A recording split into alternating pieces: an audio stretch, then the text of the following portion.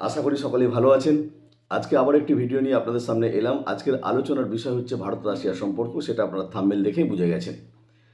এবং ভারত রাশিয়া সম্পর্কের আলোচনার গভীরে যাওয়ার আগে আমরা একটু দেখব যে কেন আজকের দিনেও এটা একটা সারা পৃথিবীর কাছে বহু চর্চিত ব্যাপার। আমরা অনেক ভারতীয়রাও ভাবি যে কেন ভারত রাশিয়ার সঙ্গে আজও এত ভালো সম্পর্ক রয়েছে। আমরা জানি ইউক্রেনের সঙ্গে রাশিয়ার যুদ্ধ অলরেডি এই কয়েক বছর পর্যন্ত হয়েছে এবং তার রেস এখনও পর্যন্ত রয়েছে।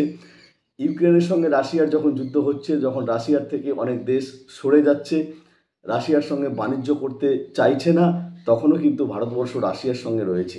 এখন এই ভারতের রাশিয়া প্রীতি বা রাশিয়ার ভারত প্রীতি, এইটার কারণ ব্যাখ্যা বিশ্লেষণ ভালো করে জানতে গেলে একটু সময় দিয়ে ধৈর্য ধরে ভিডিওটা দেখতে হবে এবং আমাদেরকে দেখতে হবে একেবারে গোড়ার কথা। ভারতের স্বাধীনতার সময় থেকে ভারত রাশিয়ার সম্পর্কটা কেমন ছিল এবং যখন সোভিয়েত ইউনিয়ন ভেঙে 1991 সালে রাশিয়া তৈরি হচ্ছে তখন কেমন ছিল, ভারত এবং রাশিয়া পরপর বিভিন্ন পরিস্থিতিতে আন্তর্জাতিক সম্পর্কের ক্ষেত্রে কতটা একে অপরের সহযোগিতায় বা সঙ্গে ছিল। এই পুরো ইতিহাসটা যদি আমরা দেখি তাহলে কিন্তু আজকের আমাদের এই ধারণাটা একেবারে কমপ্লিট হয়ে যাবে। তাই যারা ভিডিওটি দেখছেন তাদের কাছে বলবো, অনুরোধ করব যে একটু সময় দিয়ে ভিডিওটা দেখুন। বিশেষ করে আমার ছাত্রছাত্রীরা যারা আন্তর্জাতিক সম্পর্কের ছাত্র, যারা রাষ্ট্রবিজ্ঞানের ছাত্র, তাদেরকে বলবো যে ভারত রাশিয়ার সম্পর্কটা একটু ডিটেলসে দেখার জন্য একটু সময় নিতে হবে, সময় দিয়ে দেখো। এবং এ প্রসঙ্গে আরেকটা কথা বলে রাখি, ভারত বাংলাদেশের সম্পর্ক সম্পর্কে আমার একটি ভিডিও করা আছে, এটাও আমি ডিসক্রিপশন বক্সে তার লিঙ্ক দিয়ে দেবো।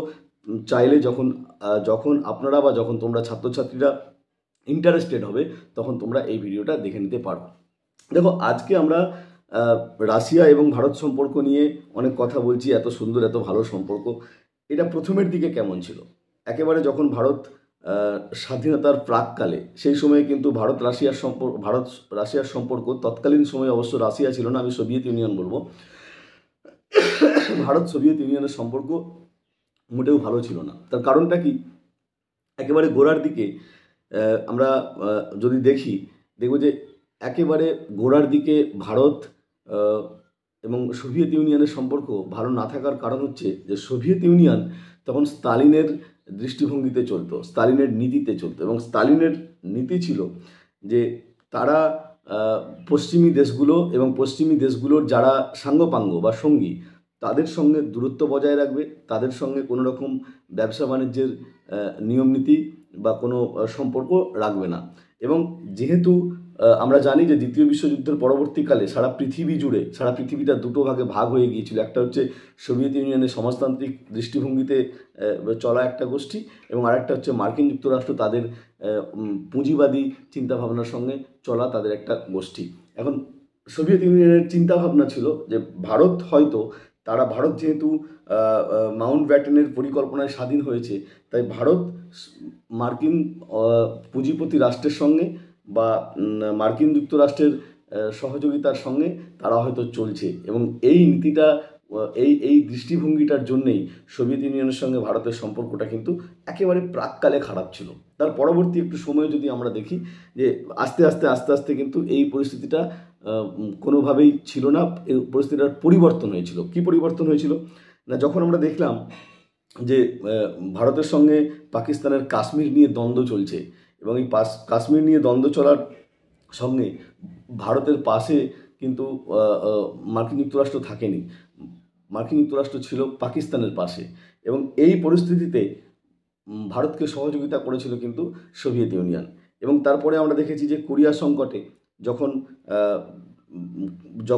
কোরিয়া সংকটে চলছে, তখন সেই সময়তে কিন্তু ভারত জোট নিরপেক্ষ নীতি নিয়েছিল। পশ্চিমী দেশগুলোর অর্থাৎ আমেরিকার বা মার্কিন যুক্তরাষ্ট্রের পাশে কিন্তু ভারত দাঁড়ায়নি। এবং এই সিচুয়েশনটা দেখে সোভিয়েত ইউনিয়নের মনে হয়েছিল তাহলে ভারতের পাশে থাকার দরকার আছে। এবং এ প্রসঙ্গে আরেকটা কথা বলে নেওয়া ভালো, তৎকালীন প্রধানমন্ত্রী জওহরলাল নেহেরু তিনি সোভিয়েত ইউনিয়নের অর্থনৈতিক পরিকল্পনার দ্বারা প্রভাবিত হয়েছিলেন এবং তিনি মনে করেছিলেন যে আমাদের এই মুহূর্তে, এই নতুন সদ্য স্বাধীন পাওয়া দেশ, আমাদের এই মুহূর্তে কোনো জোটের পক্ষে না গিয়ে আমাদের উচিত আমরা সোভিয়েত ইউনিয়নের পরিচালিত ব্যবস্থার সঙ্গে যদি সহযোগিতা রাখি বা ভারতবর্ষের অর্থনৈতিক স্বার্থে আমরা যদি সোভিয়েত ইউনিয়নের দিকে একটুখানি খেয়াল রাখি বা সম্পর্কটা ভালো রাখি, তাহলে হয়তো আমাদের অর্থনৈতিক ব্যবস্থাটা আরও ভালো হবে। এবং নেহরু ছিলেন সোভিয়েত ইউনিয়নের পরিকল্পিত অর্থনীতির একজন সমর্থক, যার ফলে ভারতের পঞ্চবার্ষিকী পরিকল্পনা এটা সোভিয়েত রাশিয়ার অনুকরণেই রচিত হয়েছিল। এবং অপরদিকে সোভিয়েত ইউনিয়ন নেতৃবৃন্দীয় ভারতের অর্থনৈতিক এবং বিদেশ নীতির অভিমুখ দেখে বুঝেছিল যে ভারত জোট নিরপেক্ষ আন্দোলনের পক্ষে হয়ে বা জোট নিরপেক্ষ নীতিকে যেহেতু ভারত মানছে, তাহলে ভারত তাদের বিদেশ নীতির যে অভিমুখ, সেই অভিমুখ অনুসারে তারা মার্কিন জোটের অংশীদার হবে না। এবং তাছাড়া প্রধানমন্ত্রী জওহরলাল নেহরুর উপনিবেশিকতা বিরোধিতা এবং সাম্রাজ্যবাদ বিরোধিতা, এই দুটো দৃষ্টিভঙ্গি দেখেও সোভিয়েত ইউনিয়নের মনে হয়েছিল যে ভারত তাদের পক্ষেই হয়তো থাকবে, বা ভারতের প্রতি তাদের কিন্তু সোভিয়েত ইউনিয়নে কিন্তু আকর্ষণ বেড়েছিল।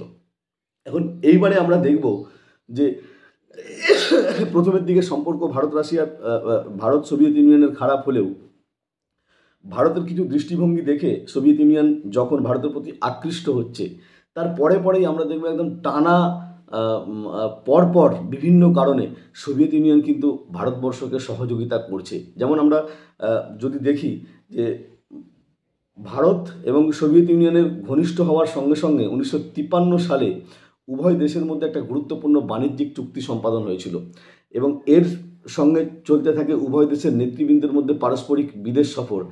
ভারতবর্ষের তৎকালীন প্রধানমন্ত্রী তিনিও যেমন মস্কোতে যাচ্ছেন, এবং তৎকালীন সোভিয়েত ইউনিয়নের প্রধানমন্ত্রী বুলগানিন ও কমিউনিস্ট নেতা ক্রুশ্চেভ তারাও কিন্তু ভারত সফরে আসছে। এবং এই উভয়ের একে অপরের সফরের মধ্য দিয়ে উভয় দেশের অর্থনৈতিক, কারিগরি, রাজনৈতিক পরিকল্পনা যথেষ্টভাবে নেওয়া হয়েছিল। এবং যেমন সেক্ষেত্রে আমরা দেখতে পারি যে লৌহ ইস্পাত কারখানা ভারতবর্ষে গড়ে তোলার জন্য সোভিয়েত ইউনিয়ন কিন্তু সব রকমের সাহায্যের প্রতিশ্রুতি ভারতকে দিয়েছিল। তাছাড়া সোভিয়েত ইউনিয়ন কাশ্মীরকে ভারতের অবিচ্ছেদ্য অঙ্গ হিসেবে স্বীকৃতি দেয়, এবং এর ফলে পাকিস্তান যতবার কাশ্মীর ইস্যুকে কেন্দ্র করে সম্মিলিত জাতিপুঞ্জের মঞ্চে এই ব্যাপারটাকে তোলার চেষ্টা করেছে এবং গণভোটের দাবি তুলেছে, সোভিয়েত ইউনিয়ন কিন্তু ততবারই এই ইস্যুতে ভেটো প্রদান করেছে, অর্থাৎ ভারতবর্ষের পাশে থেকেছে। এবং এই দুই দেশের সম্পর্ক মজবুত করার জন্য 60-এর দশকেও কিন্তু আমরা দেখেছি যে সোভিয়েত ইউনিয়নের নেতা তিনিও যেমন ক্রুশ্চেভ তিনিও যেমন ভারতে আসছেন, আবার ভারতের রাষ্ট্রপতি রাজেন্দ্র প্রসাদ তিনিও কিন্তু সোভিয়েত ইউনিয়নে যাচ্ছেন। এর ফলে 60-এর দশকে সোভিয়েত ইউনিয়ন যেভাবে একাধিক ইস্যুতে ভারতের পাশে দাঁড়িয়েছে, এটা কিন্তু অস্বীকার করার জায়গা নেই, এটা চিরস্মরণীয় হয়ে থাকবে। যেমন উদাহরণস্বরূপ বলি যে আমরা জানি যে 60-এর দশকে ভারতবর্ষের মধ্যে অনেকগুলো সমস্যা তৈরি হয়েছিল। যেমন 60-এর দশকে 61 সালে গোয়ার ভারত অন্তর্ভুক্তিকে কেন্দ্র করে এক্ষেত্রে কিন্তু সোভিয়েত ইউনিয়ন ভারতের পাশে ভারতকে সহযোগিতা করেছে। 1962 সালে যখন ভারত চীন যুদ্ধ হয়, এই ভারত চীন যুদ্ধেও কিন্তু সোভিয়েত ইউনিয়ন ভারতের পাশে দাঁড়িয়েছে বিশ্বস্ত বন্ধুর মতো। যখন 1965 সালে ভারত পাকিস্তান যুদ্ধ হয়, তখনও কিন্তু সোভিয়েত ইউনিয়ন ভারতের পাশে থেকেছে। এমনকি এটা উল্লেখ করা ভালো যে 1962 সালের যুদ্ধে সোভিয়েত ইউনিয়ন চীনকে তীব্র সমালোচনা করে, এবং 1965 সালে ভারত পাকিস্তান যুদ্ধের যে অবসান ঘটেছিল তার কিন্তু অন্তরালে অনেকটা বেশি সহযোগিতার কাজ করেছিল সোভিয়েত ইউনিয়ন। এরপর আমরা 70 দশকে যদি দেখি, 70 দশকের গুরুত্বপূর্ণ বিষয় হচ্ছে দুই দেশের মধ্যে বন্ধুত্ব শান্তি রক্ষার চুক্তি স্বাক্ষরিত হয়েছিল। এবং আমরা জানি যে দুই দেশের মধ্যে বন্ধুত্ব এবং চুক্তি স্বাক্ষরিত হওয়ার ফলে ভারতবর্ষ যথেষ্ট সহযোগিতা পেয়েছিল। এ প্রসঙ্গে উল্লেখ করা ভালো যে 1971 সালে যখন পূর্ব পাকিস্তান, আজকে যেটা বাংলাদেশ, পূর্ব পাকিস্তান যখন পাকিস্তানের সঙ্গে লড়াই করেছিল তাদের ভাষাকে কেন্দ্র করে, এই লড়াই কিন্তু পরবর্তীকালে আমরা জানি যে একেবারে জাতীয় মুক্তির আন্দোলনে পরিণত হয়েছিল। সেই সময়েতে মার্কিন যুক্তরাষ্ট্র যখন পাকিস্তানের সঙ্গে সাপোর্ট করছে, তখন কিন্তু সোভিয়েত ইউনিয়ন ভারতকে সাপোর্ট করছে। শুধু ভারতকে সাপোর্ট করছে না, আর্থিকভাবে সোভিয়েত ইউনিয়ন ভারতকে সাহায্য করেছিল, সামরিক প্রতিরক্ষার ক্ষেত্রে ভারতকে সহযোগিতা করেছিল। এবং পরবর্তীকালে আমরা জানি যে শিক্ষার বিস্তারে, বিজ্ঞান প্রযুক্তির বিস্তারে, বিভিন্ন উন্নয়নমূলক প্রকল্পেও কিন্তু আর্থিক সাহায্যদানের ক্ষেত্রে সোভিয়েত ইউনিয়ন ভারতের যথেষ্ট সক্রিয় ভূমিকা পালন করেছিল। এবং তারপরেই 1973 সালে ভারত চূড়ান্ত খাদ্য সংকটের মধ্যে পড়ে, এবং এই চূড়ান্ত খাদ্য সংকটেও কিন্তু রাশিয়া ভারতের পাশে এসে দাঁড়ায়। 1975 সালে যখন প্রধানমন্ত্রী ইন্দিরা গান্ধী ভারতের আভ্যন্তরীণ গোলযোগের জন্য জরুরি অবস্থা জারি করেছিলেন, তখন বহু বিদেশি রাষ্ট্র আন্তর্জাতিক রাজনৈতিক ক্ষেত্রে ভারতের এই পদক্ষেপকে, অর্থাৎ ইন্দিরা গান্ধীর এই জরুরি অবস্থার পদক্ষেপকে অগণতান্ত্রিক পদক্ষেপ হিসেবে নিন্দা করেছিল বিভিন্ন দেশ আন্তর্জাতিক রাজনীতিতে। সেই কঠিন পরিস্থিতিতে কিন্তু সোভিয়েত ইউনিয়ন ভারতকে সমর্থন করে গেছে এবং ভারতের অভ্যন্তরীণ আইন শৃঙ্খলার বিষয়ে যে আন্তর্জাতিক সম্পর্কের ক্ষেত্রে বিভিন্ন প্রশ্ন উঠেছিল, তখন কিন্তু সোভিয়েত ইউনিয়ন ভারতের পাশে থেকেছে।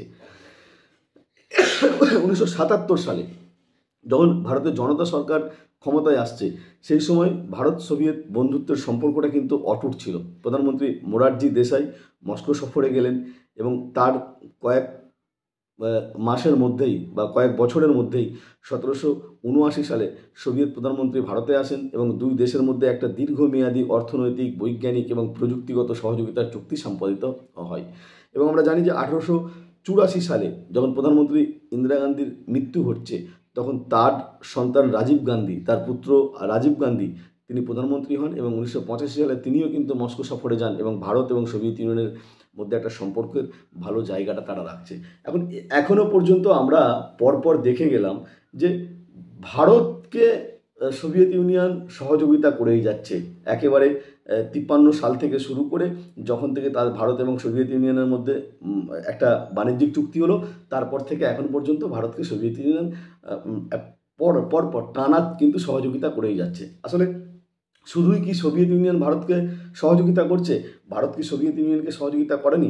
দেখুন, আন্তর্জাতিক রাজনীতিতে একটা দেশ আর একটা দেশের পাশে থাকবে, এটাই কিন্তু বন্ধুত্বের সম্পর্কের একটা বড় নমুনা দেখা যায়।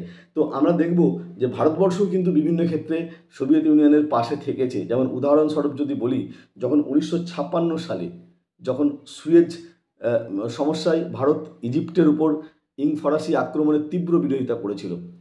ইজিপ্টের উপরে ফরাসি আক্রমণে যখন ভারত তীব্র আক্রমণ করলেও ওই সময় হাঙ্গেরিতে যখন সোভিয়েত আক্রমণ হয়, তখন কিন্তু ভারত একটা কথাও খরচা করেনি। অতএব একটা ক্ষেত্রে ভারত বিরোধিতা করছে, আর একটা ক্ষেত্রে কিন্তু কোনো রকম মুখ খুলছে না, কারণ সোভিয়েত ইউনিয়ন তার দিকের লোক বলে। আবার 1965 সালে ভিয়েতনাম যুদ্ধে ভারত ভিয়েতনামের উপর মার্কিন আক্রমণের নিন্দা করলেও 1968 সালে যখন চেকোস্লোভাকিয়াতে সোভিয়েত সামরিক হস্তক্ষেপ করছে, সেই ব্যাপারে কিন্তু ভারত কোনো মুখ খুলছে না। অথবা 1979 সালে আফগানিস্তানের ব্যাপারে সোভিয়েতের হস্তক্ষেপের বিরুদ্ধেও ভারত কিন্তু নীরব থাকছে। সমালোচকদের মতে যতদিন সোভিয়েত ইউনিয়ন শক্তিশালী ছিল, ততদিন ভারত সোভিয়েত ইউনিয়নের পক্ষে কাজ করে গেছে এবং ভারত তার জোট নিরপেক্ষ কথাটা বাস্তবে বললেও অনেক সময় কিন্তু ভারত সোভিয়েত ইউনিয়নের তাদের সঙ্গে পাল্লা দিয়ে চলতে গিয়ে তাদের এই যে জোট নিরপেক্ষ নীতি, এটাকে অনেক সময় ব্রেক করেছে, এটাকে অনেক সময় ভঙ্গ করে তারা কিন্তু সোভিয়েত ইউনিয়নের পক্ষ নিয়েছে।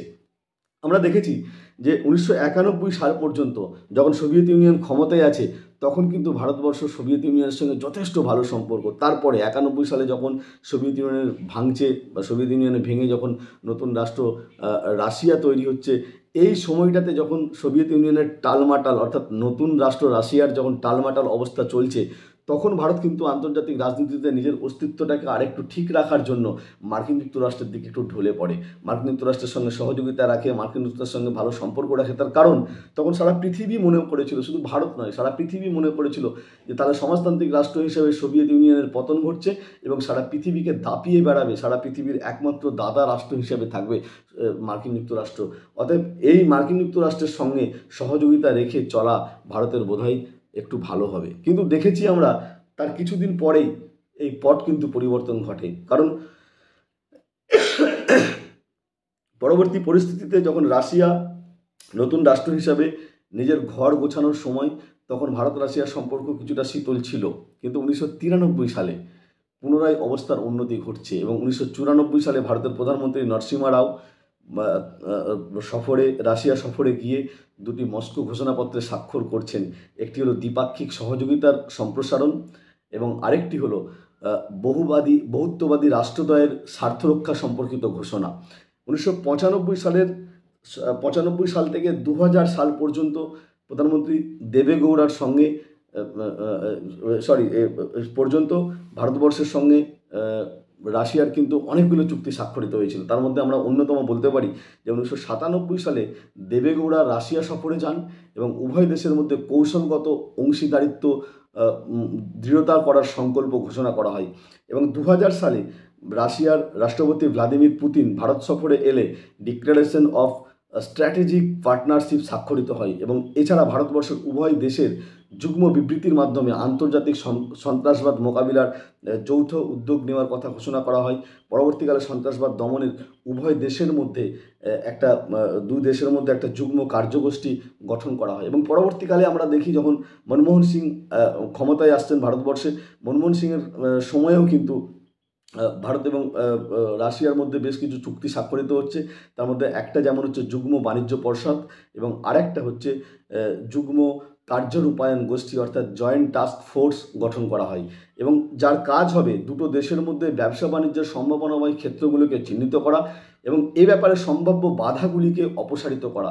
এবং আমরা পরবর্তীকালে দেখেছি যে উভয় দেশের নেতৃবৃন্দের বিশ্বাস যে নিজেদের মধ্যে কৌশলগত অংশীদারত্ব যদি দীর্ঘদিন ব্যাপী তাদের জাতীয় স্বার্থ পূরণ করবে এবং দ্বিপাক্ষিক সহযোগিতার ক্ষেত্রগুলোকে আরও মজবুত করবে এবং দুই দেশ পরবর্তীকালে একে অপরকে যেমন ব্যবসা বাণিজ্য, যেমন সংস্কৃতি, যেমন শিক্ষা, এই সবগুলো দিকগুলোর ক্ষেত্রেই কিন্তু যথেষ্ট সহযোগিতা করার চেষ্টা করেছে এবং উভয় পক্ষ নিজেদের মধ্যে নিরস্ত্রীকরণের পক্ষে নিরন্তর চেষ্টা চালিয়েছে এবং উভয় দেশই বিশ্বশান্তি নিরাপত্তা রক্ষার ব্যাপারে সম্মিলিত জাতিপুঞ্জের ভূমিকার উপর জাতিপুঞ্জের সনদের উপর আস্থা জ্ঞাপন করেছে এবং এই প্রসঙ্গে উল্লেখযোগ্য যে রাশিয়া যুক্তরাষ্ট্র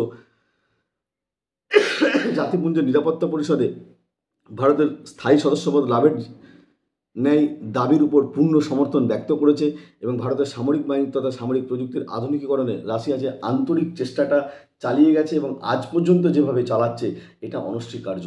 অতএব আমরা যদি বর্তমান সিচুয়েশনের একদম দেখি যে নরেন্দ্র মোদীর সময়েও ছোট ছোট বিক্ষিপ্ত কিছু সমস্যা হলেও বিশেষ করে আন্তর্জাতিক ক্ষেত্রে ব্যবসা বাণিজ্য, আন্তর্জাতিক ক্ষেত্রে দুই